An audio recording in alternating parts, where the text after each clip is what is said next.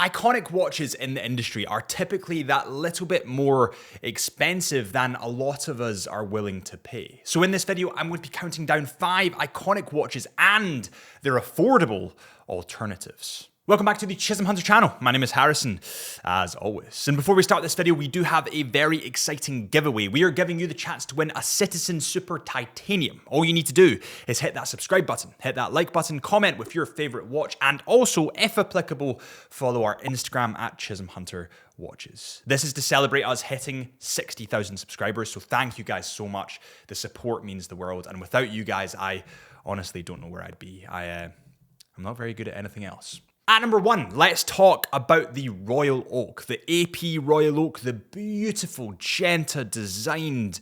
Oh, it's just so sexy. So the Royal Oak was launched in 1972, and something that people don't know is after the launch in 1972, they had to increase their workforce by 100 members of staff. That's how popular that launch was. It was just unbelievable. It was such a futuristic design for that period that so many people began to implement similar designs, shall we say. And that's where we saw the rise, the beginning of the 70s inspired Genta feel coming through. Now, since the initial launch of the AP Royal Oaks, the prices have just skyrocketed. And actually, that's kind of the same on most popular models across the industry, especially 70s inspired designs, Genta designs, let's say. I mean, you look at the IWC Engineer, you look at the Patek Philippe Nautilus, etc., etc. And now let's talk about 2 affordable alternatives to that watch, to the Royal Oak. So firstly, you have the Tissot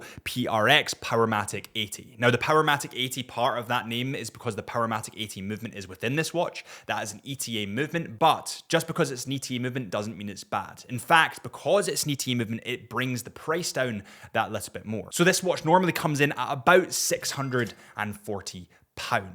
It has that beautiful angled look, that angular 70s look at a fraction of the price. The model that I've chosen specifically though comes in at 40 millimeters in diameter, 10.9 millimeters in thickness, and 39.5 millimeters in length. Of course, this does all come in full stainless steel, and honestly, you cannot flaw the Tissot PRX.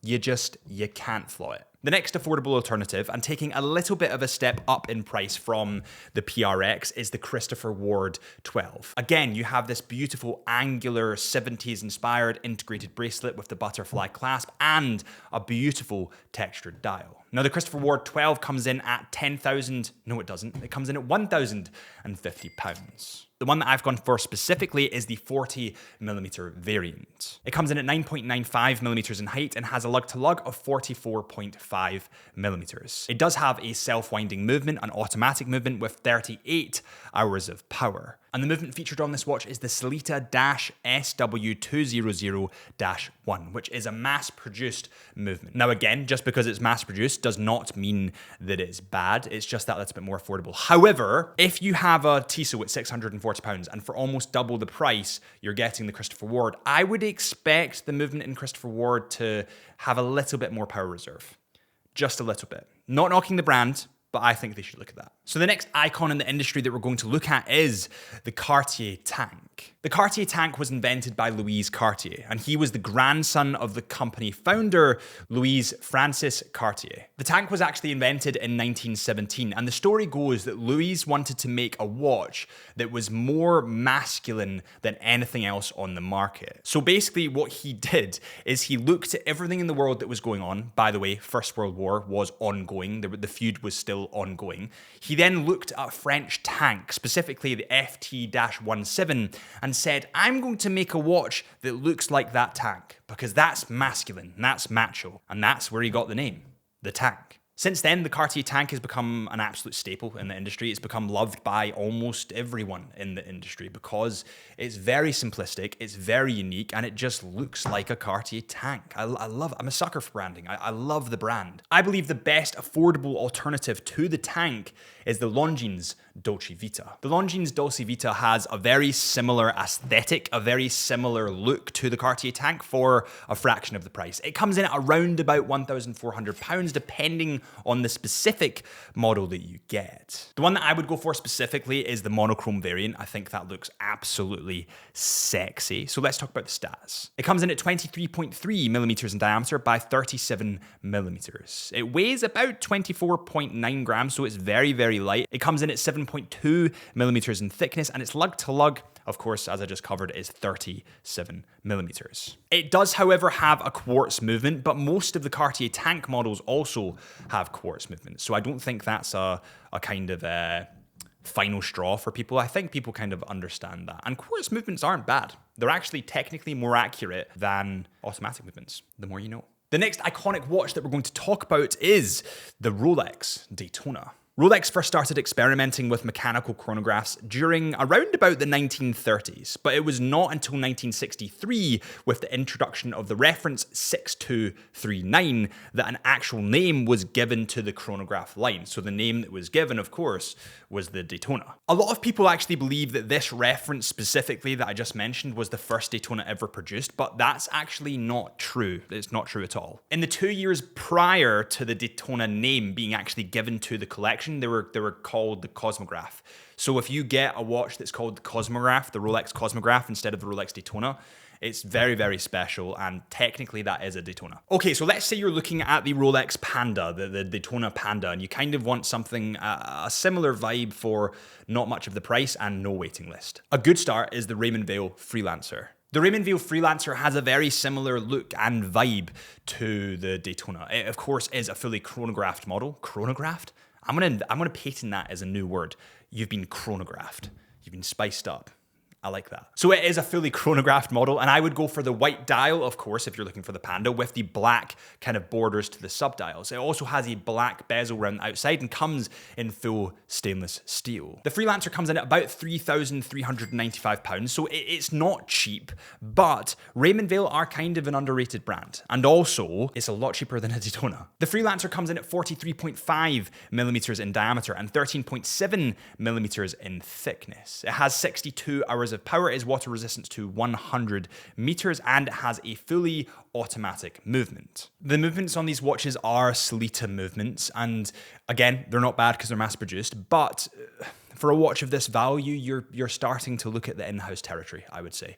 So it's a good alternative, but the next alternative we have, personally, I think it's better. The next alternative to this watch is the Longines Conquest Chrono, an absolute banging watch from a banging brand that's been banging out bangers for a good 2 years now. Every watch they release is just, it's a bang. They've been chronographed. Their watches have been chronographed. The Longines Conquest Chrono comes in a variety of different colors and comes in full stainless steel if that's the option that you choose to go with. I personally love the champagne gold, and I know it looks too much online, but in person, oh, you just need to see it. This watch comes in at 42 millimeters in diameter, 14.3 millimeters in thickness, and 50.2 millimeters lug to lug. This watch does come in at £3,650, so it is a little bit more expensive than the Raymond Vale, but not that much, and you do get an in-house movement on this watch. The movement on this model is the caliber 898, which of course is in-house and fully automatic. It's also visible through the open case back, and that's always a nice touch. The next watch we're going to talk about is the creme de la creme. It is the Patek Philippe Nautilus. I really want a Patek Philippe Nautilus, to be honest. The first Patek Philippe Nautilus was released in 1976. It was actually one of the first luxury sports watches that was also made from steel. So the Nautilus was, of course, a monumental success for Patek, and it's their most popular model by far, I would say. It's the Patek Philippe Nautilus and maybe the Aquanaut behind that. So I would say the Nautilus shape and design is definitely their icing on top of the cake. Now, in terms of affordable alternatives, I mean, affordable is a kind of loose term because a Patek Philippe might fetch £60,000. So the next watch that we're going to talk about that comes in at £6,000 definitely is affordable comparison to that. The Bell & Ross BR05 in stainless steel with the chrono on the dial is just, it's beautiful. I've never actually had this watch on in person, but I'm reaching out to Bell & Ross really soon. If anyone has any contacts at Bell & Ross, let me know, because I'd love to reach out to them, have a wee chat. I want to review some of their watches. The BR051 kind of has a combination of an AP Royal Oak and a Patek Philippe Nautilus in the same body, if that makes any sense. It's like they had a hybrid baby. The case comes in at 42 millimeters in diameter. It's water resistant to 100 meters and has the in-house BR-Cal.326 automatic movement. Bell & Ross as a brand have been really smashing it. I mean, really smashing it. I really wasn't a fan, I'm not gonna lie, of Bell & Ross when I first entered the industry, but nowadays they're doing some really cool stuff and I really want to get them in the studio. The next watch we're going to talk about is a big step down in price, which is what we all want to hear. This is the Citizen Tyosar. I can never say the word, but you guys know what I mean. Now, there's a ton of variations of this model to choose between, and yes, it is a lot more stripped back. It is a lot more simple, but it's also probably like 1/1000th of the price. It comes in at £299. It comes in at 40 millimeters, of course, is in full stainless steel. And on the note of a Citizen, remember to enter that giveaway that we talked about at the start. Hit that subscribe button, like button, comment, and follow our Instagram, and you might win the watch. Next on the list, we have the Omega Seamaster, and not specifically the Seamaster, the Seamaster range in general. Now, the Omega Seamaster is actually the longest running product line in Omega's arsenal, and it's actually still running to this day, hence why I've got one on the wrist. It was introduced in 1948 and was based upon a design made for the British Royal Navy towards the end of the Second World War. Now, since then, there's been a huge amount of marketing behind the Omega Seamaster, most importantly, and highlighted by James Bond, and the booming popularity of the Seamaster is just insane. It's absolutely wild. So this is, and always will be, in my opinion, an icon in the industry. Certina is a brand that people don't talk about enough. And actually, I've been talking about them as much as I can to get the word out there because I think they're just this incredible brand that everyone kind of just like forgets. It's kind of odd. The Certina DS Action Diver coming in at 43 millimeters with the Powermatic 80 movement. Yes, the Powermatic 80 movement. Remember that Swatch Group own both ETA, Tissot, and Certina, so they all kind of share the same DNA, so it does have pretty much the same movement in it. The Action Diver comes in at 43 millimeters in diameter, 13.1 millimeters in height, and 21 millimeters between the lugs. It's water resistant to 300 meters, which is pretty amazing, and it doesn't cost a fraction of the price. It maybe costs 1/7 of the Seamaster. It comes in at £895. It comes in full stainless steel. That's the one that I would personally go for, and it is just a banging watch that doesn't get spoken about enough in the industry. The next affordable alternative is the Hamilton Khaki Navy Scuba Automatic. Hamilton as a brand definitely tap into the adventure lifestyle. They definitely tap into the wonder of the world. And I like that.